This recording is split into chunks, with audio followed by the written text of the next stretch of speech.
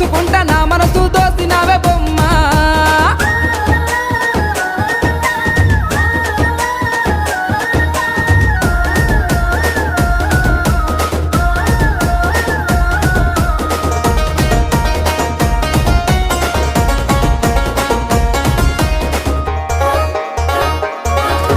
నింగిలోని సుక్కల్ని తెంపుకొని వచ్చి